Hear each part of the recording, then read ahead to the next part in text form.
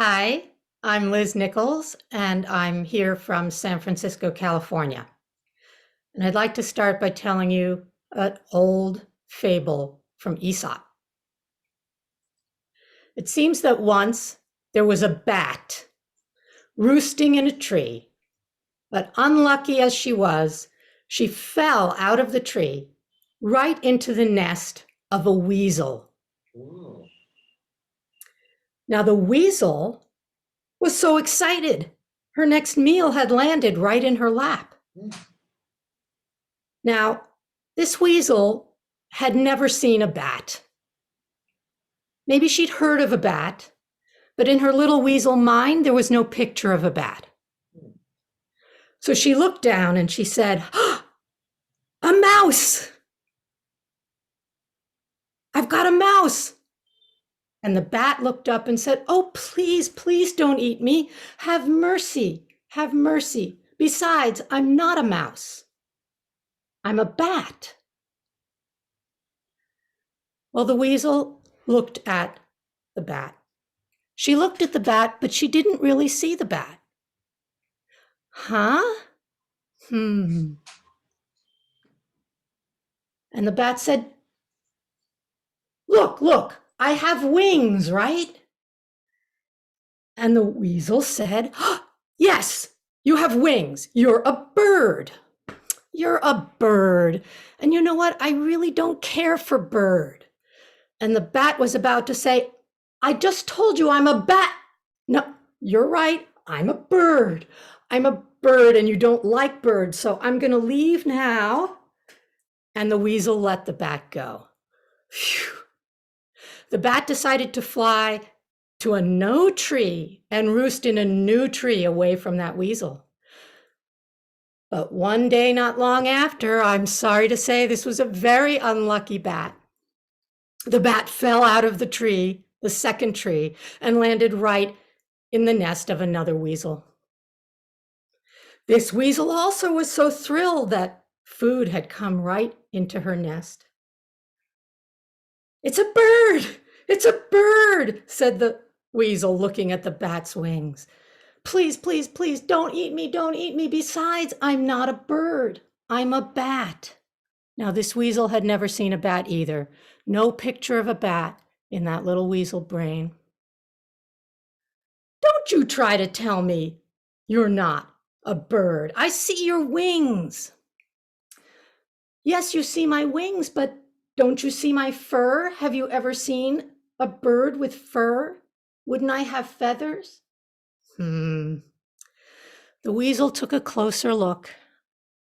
She looked at the bat, but she didn't really see her. Hmm. Hmm. Hmm. "You're a mouse. You're a mouse, and I've been eating mice, breakfast, lunch, and dinner. I don't want a mouse. I really was looking forward to eating a bird." So the bat said, "Oh, well, in that case, I think I'm going to leave now." And the bat left. And phew, by changing her tune to fit the circumstances, the bat escaped, not just once, but twice. Now, I never heard this particular Aesop's fable growing up. Maybe you didn't either, but there are so many. But when I heard it recently, it reminded me of something that happened in my life not so long ago. "The doctor will see you now. The doctor will see you now." I was sitting in one of those sterile, empty, undecorated rooms in one of those orange plastic chairs next to my friend Betsy. We were in the medical clinic of the Navajo Center Indian Health Service. The year was 1976. Big year for the United States. The country turned 200. I turned 21 that year. And we were in Window Rock, Arizona, which is the capital of the Navajo Nation. on the Navajo Indian Reservation in Arizona. To explain why we were there, in short, we were on a cross-country trip with college students from all over the United States and all over Japan. And Betsy and I were two of the group that was the student steering committee, the organizing committee. You see, we had been to Japan the summer before, and hosted on a trip, similar cross-cultural educational exchange. And now we had helped plan this trip. Betsy was one of several Japanese American students who had gone to Japan with a particular interest in learning about their roots. And we had been having a marvelous trip. And it was almost the end. The next morning, we were going to get on a plane. Well, first a long bus ride, then to the airport, to a plane to Los Angeles for our final stop and to go. And we had had a wonderful visit on the Navajo and Hopi reservations, thanks to one of the other students who set up a great program in the area that he knew so well. But we didn't know where we were very well. But we were in this place because Betsy was not feeling well at all.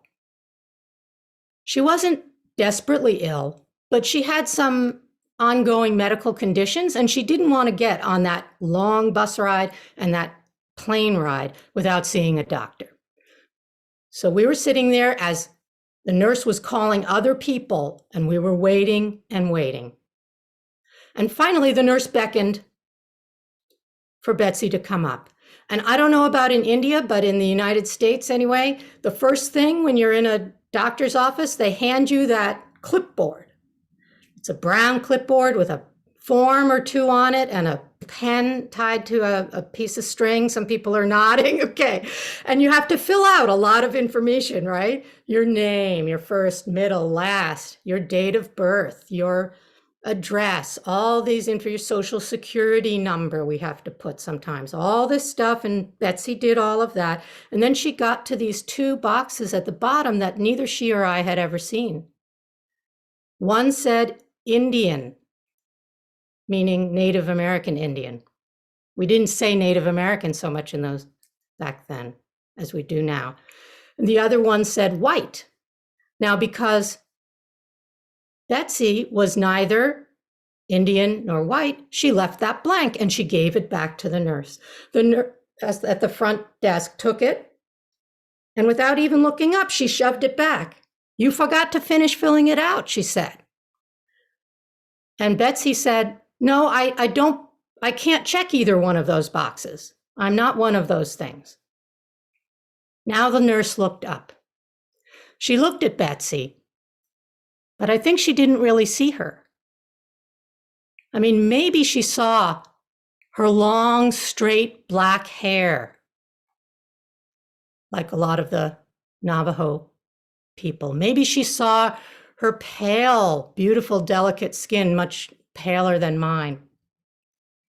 I don't know. But she said, "Look, if you don't check one of these boxes, there's no way we can see you here." Well, Betsy, she calls herself Tommy now, but she was Betsy then. Betsy, she decided, I'm not checking one of those boxes. I'm Asian American. She tried to explain that, but there was no communication. So in the end, we left. And luckily, by the next morning when we had to get on that bus, Betsy was feeling much better. It was really just a scare. But if she had been really seriously ill, I wonder now, how would this story have turned out? Thank you.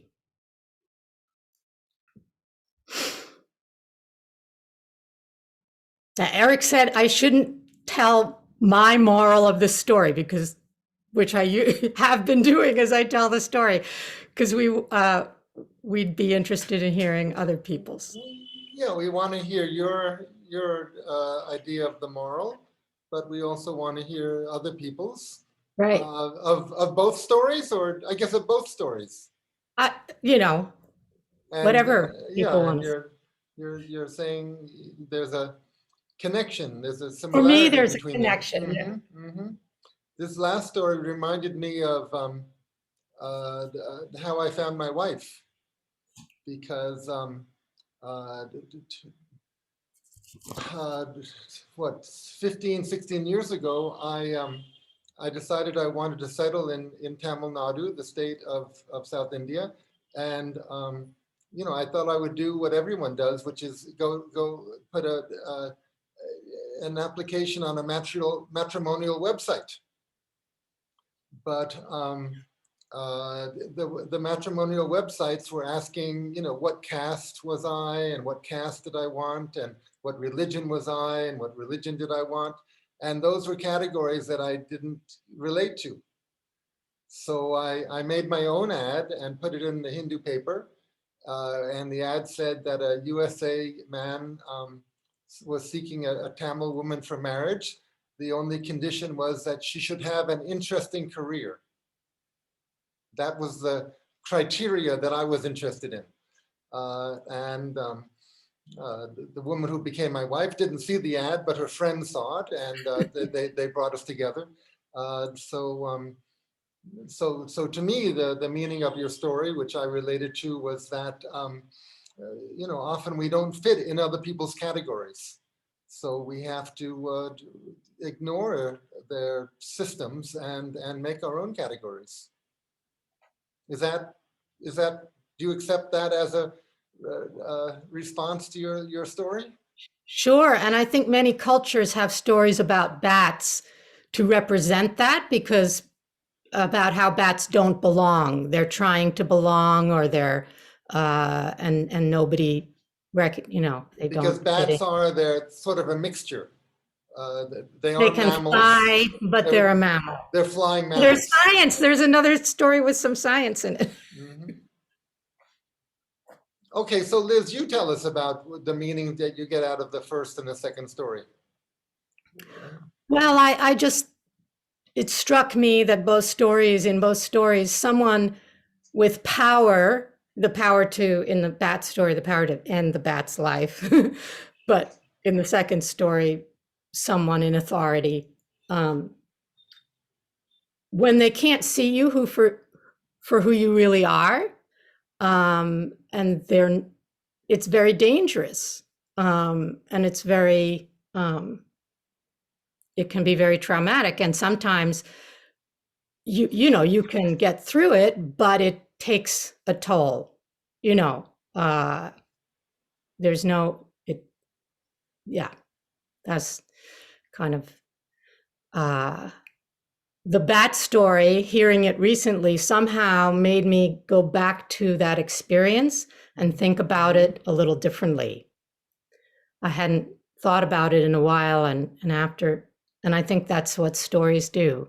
So, guess to me, the way that moral of the story is about. But the bat took advantage of the stereotypes of the authority figures in order to escape from those figures. Right. Yeah. So in a sense, the bat won, but really not to be able to be seen for who you are. It can be handy at times, but for me, it's very sad and wrong. So.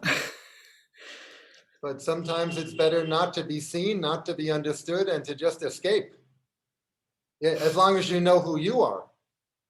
Yes, and so that relates to the horse story. I felt like that was very interesting, with the horse as forgotten.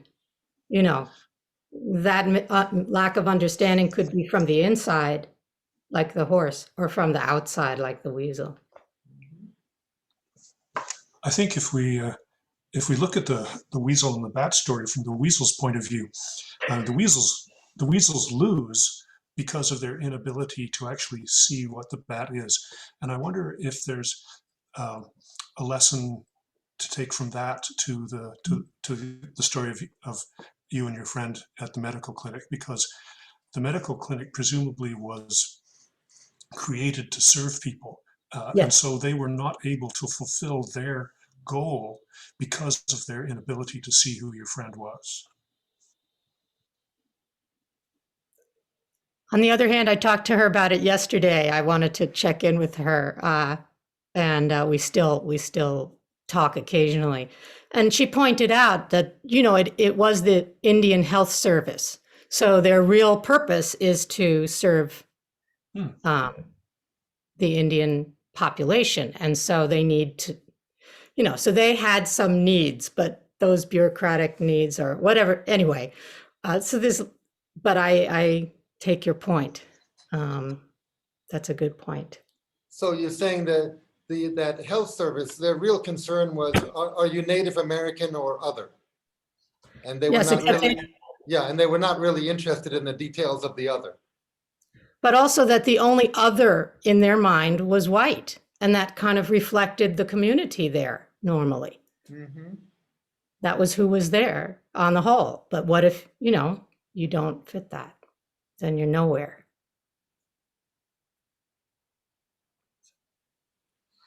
I want to jump in to say thank you, Liz, for the story, and the Bat and the Weasel story, which I'd never heard. It's a fascinating story.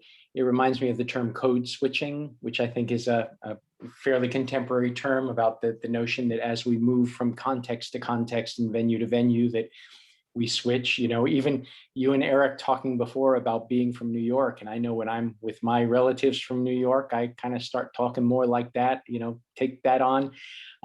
So we change the way we are, and also thinking about people defining themselves. And I know in the circles that I move in, I'm encountering more and more people that that are not identifying with one gender or the other, but are choosing their pronouns and are choosing neutral pronouns. And it's been, a challenge as an English major in college to use they and them as a singular pronoun. But I've also been doing some reading on it and found, understanding that language historically has always been shifting. And so I'm finding peace with that for all of my friends who identify that way. But it really does bring questions of how we identify and how we want people to see us. Yeah, thank you.